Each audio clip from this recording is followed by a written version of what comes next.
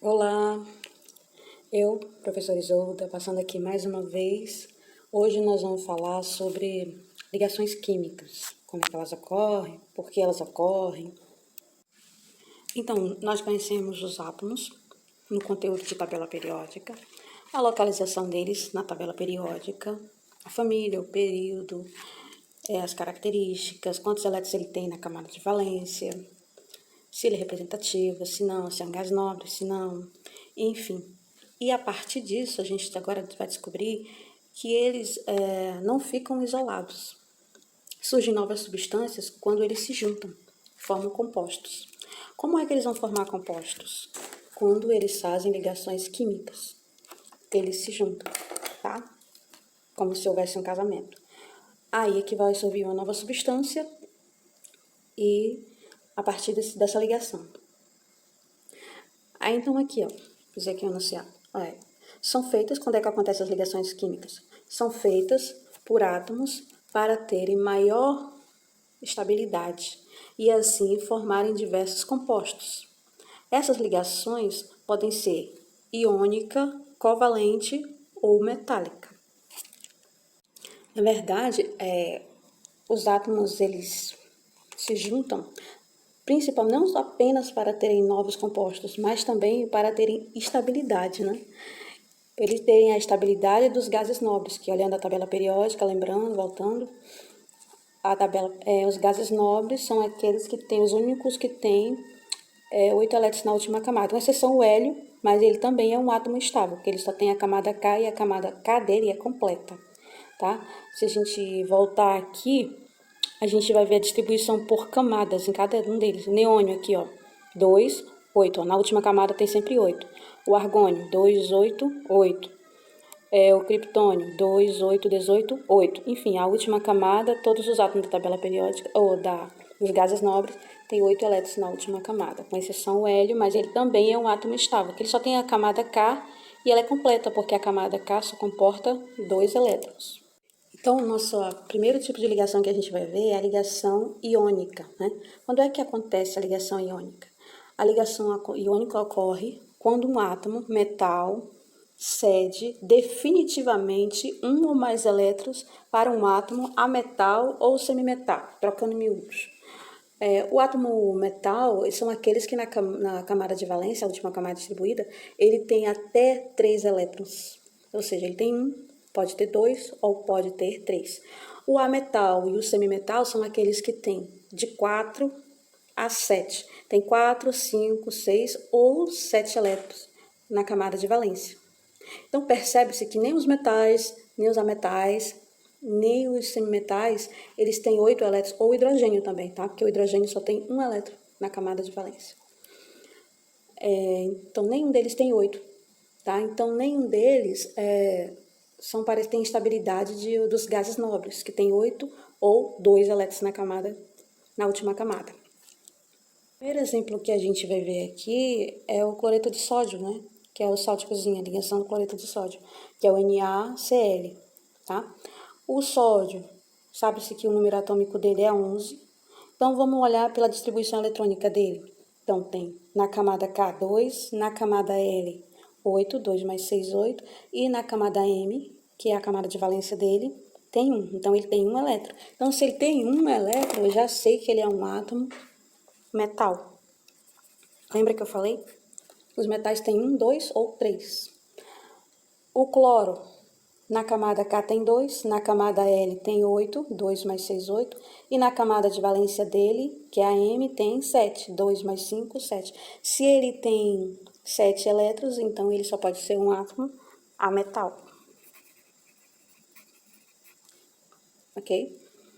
Então, o que acontece? Então, para eles ficarem estáveis, um cede e o outro ganha. Quem é que cede? Sempre aquele que tem a menor quantidade na camada de valência, no caso, o metal. Quem é que recebe? Sempre o semimetal, o ametal, aquele que tem a maior quantidade na camada de valência. Então, o que a gente faz? Sabendo desse dado, que um tem 1 elétron na camada de valência e o outro tem 7 elétrons na camada de valência, a gente vai representar através que é a chamada fórmula de Lewis, ou também chamada de fórmula eletrônica. O que é essa fórmula? A gente demonstra só os elétrons da última camada, que é 1 e 7. O sódio com 1 e o cloro com 7. Aí aqui, o sódio, então ele tem 1. Eu representei ele só para diferenciar, gente, com uma bolinha, tá?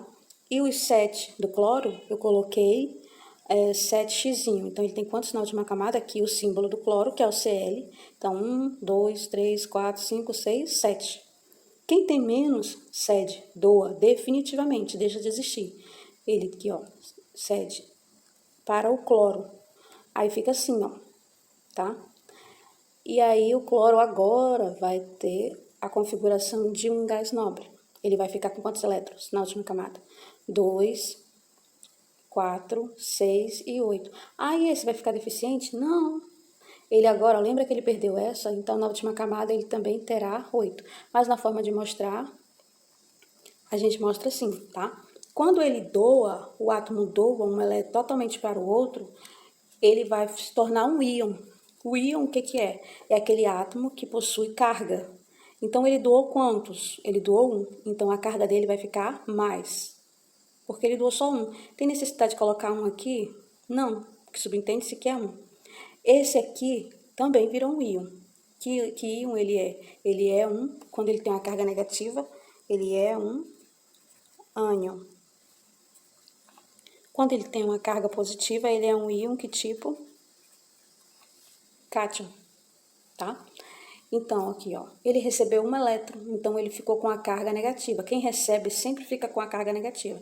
Ele recebeu 1. Há necessidade de colocar 1 aqui? Não, mas se eu colocar, tá errado? Não, também não, tá? Aí aqui, outra forma que a gente tem de demonstrar é através do que chamamos de fórmula mínima ou fórmula molecular, que na verdade a gente vai demonstrar quantos átomos a gente usou para fazer aquele composto, que no caso é o cloreto de sódio. Eu usei quantos átomos de sódio? 1, ó, representado aqui, quem é o sódio? O Na. Quantos átomos de cloro? 1 também. Olha qual é o símbolo do cloro? Cl. Não confundam isso com isso, isso aqui são elétrons, tá? Não vamos dizer que usamos 7, não. Nós usamos um cloro. Agora, o cloro tem quantos elétrons na camada de valência? 7, por isso, não confunda, tá? Quando ele é 1, também não há necessidade de colocar 1 aqui, ó, porque subentende-se que tem 1, mas se estiver, também não estará errado. Aqui a gente tem o cálcio e o enxofre. Ah, tá, não fiz a distribuição eletrônica, que a gente fez só ali na tabela periódica. O cálcio está aqui na família 2A. Então, aqui, se eu tiver aqui a distribuição eletrônica por camada na minha tabela, vou olhar aqui só na última camada. Tem quantos elétrons na última camada? 2. O enxofre tá aqui na família 6A. Tá aqui, ó. Ele tem quantos elétrons na última camada? 6. Ou, outra forma que a gente também tem de saber é o óleo que o cálcio está na 2A. Se ele tá na 2A, ele tem quantos elétrons? 2. Ele não pode estar na 2A e ter, por exemplo, 4 elétrons na última camada. Se ele está na 2A, ele tem 2. O enxofre está na 6A, tem 6. Pode ter 7? Não. Se ele tiver 7, ele era da família 7A. E ele é da família 6A, ou grupo 16, tá? Então, aqui agora a gente vai fazer a ligação iônica entre o cálcio e o enxofre. Lembrando que o cálcio tem 2 elétrons na última camada e o enxofre tem 6. Então, eu vou representar aqui pela fórmula eletrônica o cálcio com 2. Coloquei, então, aqui 2 bolinhas. E o enxofre que tem 6, eu coloquei 6x, tá? 6, eles precisam chegar a 8. Quem é que vai chegar a 8? Sempre aquele que tem a maior quantidade, tá? Porque o que tem menor, vamos supor que esse aqui, que eu quero mover esse para ter 8. Ele tem 2. Para 8, falta 6. Então, se gasta muito mais energia doando 6 elétrons do que doando apenas 2. Então, aquele que tem a menor quantidade, ele sempre vai ceder, ele cede, e o outro sempre vai ganhar, o que tem a maior quantidade. Então, ele vai ceder, então o cálcio vai doar os 2 elétrons para o enxofre. E o enxofre vai ficar com essa forma, dessa forma aqui, tá? Na fórmula eletrônica.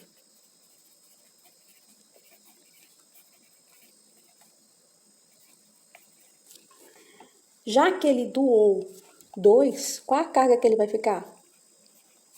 mais 2. E o enxofre recebeu 2. Então, ele vai ficar com qual carga? Menos 2.